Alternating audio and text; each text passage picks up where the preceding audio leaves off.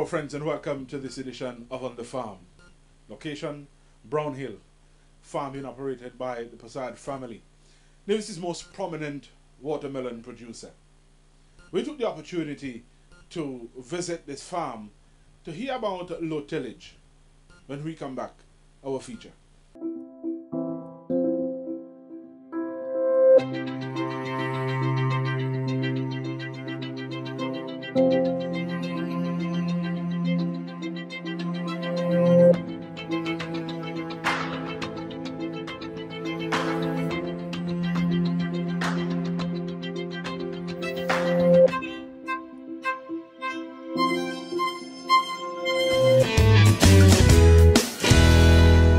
Welcome back and thanks for staying with us here on the farm in Brown Hill at the Passad family farm. Ronald King, aka Banky, had our interview. We're going to be talking about low tillage or minimum tillage and no tillage. This is a practice that farmers been practicing for thousands of years, our ancestors, and recently in the last 50 years it is something that been continuing, especially in Africa and Cuba and South America, Mexico and all those places. Minimum tillage is a system where you don't want to continually overplowing the land using a plow, a fork, or any type of machinery. In the Caribbean here, our location here in Nevis, we're in Prospect with one of the larger farmers. Says Passad, who tend to plant a lot of melons, papaya, seasoned peppers, sugarcane. Anything that he plant, he practice minimum tillage, which is a very good practice because what this does, the moisture in the soil and the microorganism, the mycorrhizas, everything tends to remain where the plant is needed. Instead of high raised beds, and when the rainfall or when you irrigate, most of the water tend to go down to the base. This remain basically where it's at, because what he does, he bring in the plow, they rake it basically and till the soil, loosen it, and that's it. No beds, no bank is made, and this is going to remain like this for years. Ain't no more plowing going to be done on this site. Where we're standing at is an acre of melon. Basically having over 4,000 to 6,000 melon planted right here in this area, and behind of me is a 4-acre lot where he already planted over close to 2 acres, and they will continue to plant a next acre of melon doing these practices. He already having over 400 papaya trees within the same thing, and a couple of hundred, say about 1,000 to 1,200 okra trees with the same practices, and over an acre of sugarcane. Plowing is a bad system that we practice here within the Caribbean, especially the Federation of St. Kitts and Nevis, which is not good. Farmers tend to think when they want to start to farm, they want to plow their land because it looks nice and they don't have to weed anymore. Every time they take up a crop, they want to plow. What plowing does, because we're not practicing the good agricultural practices, which is GAP, every time a plow leaves one area, it takes pests, fungus, bacteria, and different type of pathogens, and a next farm.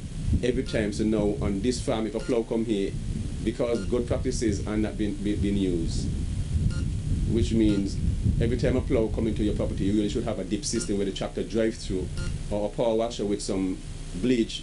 You spread down the tractor properly, so you keep off all those weeds, weed seeds, fungus, bacteria, as I said earlier.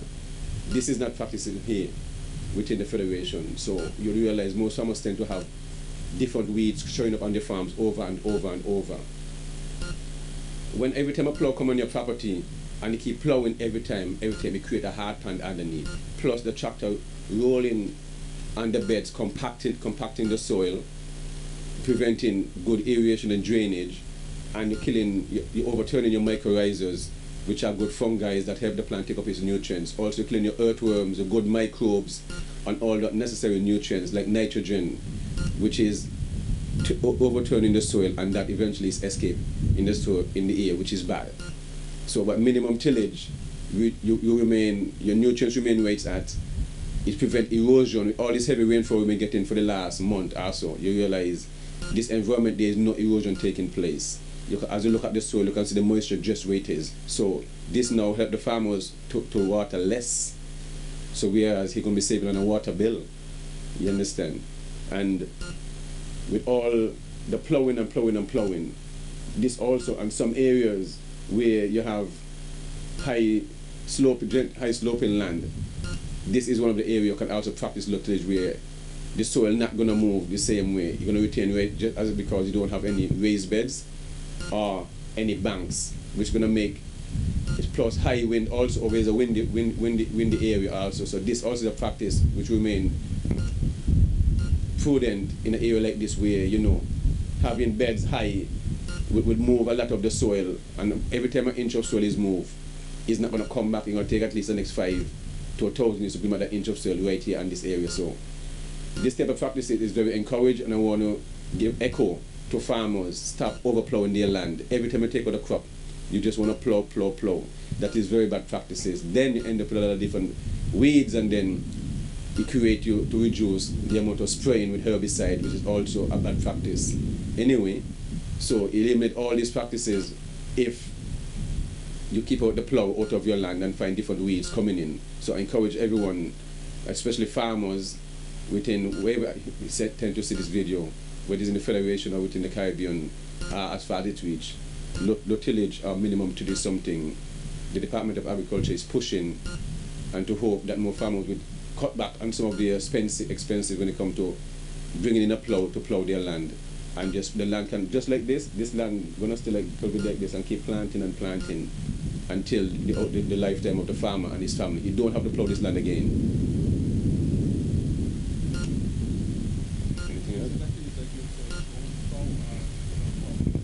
Once, that's the whole point. Continue from there. So for most farmers, once you're going to be starting up farming, if you're going to plow the land, whether you're going to use raised beds, banks, as we tend to call it, one plowing is just fine. You don't have to plow that land ever again. So the myth where we was indoctrinized where to just keep plowing over and over, you don't really want to be plowing the land over and over.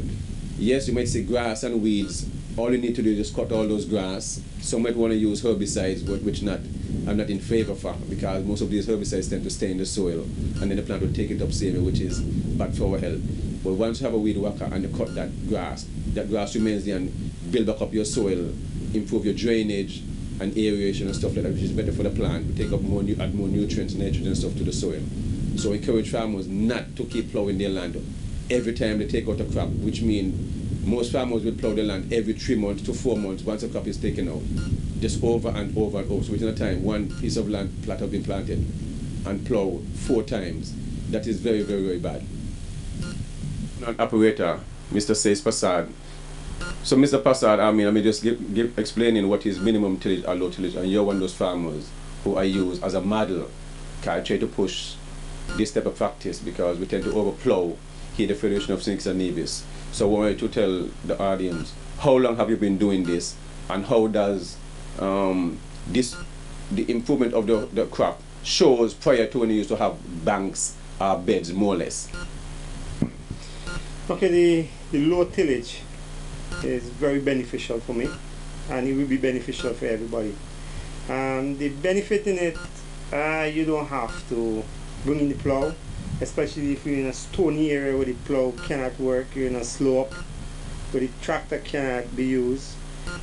It's good because it eliminates land erosion, it eliminates the uses of a lot of water, because when you plow you intend to use more water, and we in Nevis here water is very costly. So the non-plowing and the low tillage is very beneficial for me, and the nutrients in the soil is most to the first 4 inches. So you bring a plow and you turn that over, you actually bring the bottom to the top and the top to the bottom, so it's like you defeat the purpose of what the plant needs. So the low tillages work fine for me. I have good production, the yield is perfect, and actually you could plant anything in low tillage. You could do it in your backyard, you don't need to bring a heavy equipment to do it. You just go and just farm a little hole. It depends where you're planting, like pepper, melon. You could just about 6 inches in diameter and about 3 inches down. That's all it would take. And you will get the same production if you bring in a plow and the plow is bad. Yes, because a lot of people have a myth where they have to see beds and raised beds, like where the plow come and make those are banks, as we call it, at least 16 inches off the ground, so and everything look nice and uniform. But just looking at this, you just see one flat open field where the plow just come and harrow it, loosen up the soil, and that's it. And this is fine. As you look around, you see everything is bountiful. The melons are running already. Where you see this melon here, by the middle of December, Christmas time, we surely the Federation of St. Neves will get a chance to taste your lovely melons. And these are what the bunter varieties, right? This is the bunter. Yes. So, as you can see, eyes can't lie, as we tend to say it. So that's why we come live on this farm to encourage other farmers. Instead of every 3 months, every time you take out a crop, keep plowing and plowing. This farmer here have been doing this for how long? Over 8 years. And how long you will continue this practice for? I will never stop. That's right. I teach my kids now, so generational. It will be generation to come. So by doing this, you'd really playing your part into helping the environment in the Federation of in Nevis especially. I can't really say sink it. In Nevis, you're really helping the area, and plus the area in Brownhill area. At least the people in this area should know. Well, this area here, once these practices continue, this land will always be fertile and no erosion will be taking place in this area here. Zero erosion. One thing I see you doing out here to help this microclimate, you're planting banana trees around the perimeter, and then I think you have planned to plant some in the center to create your own microclimate. Now I can feel the difference with these banana trees, how cool the area is right now. So you can see it making a big difference. What gave you this idea to go into this area where now to put low tillage along with banana production around this area to change this environment? Well, over the years, I've been, well, I said farming is a practice. You learn every day as you go along. Yes. And I do watch a lot of farmers do different things. And I had discussed it with the extension officer. That will be Banky. You know, and he's a good advisor. We sit down and discuss it. We sit down and discuss it. Of course.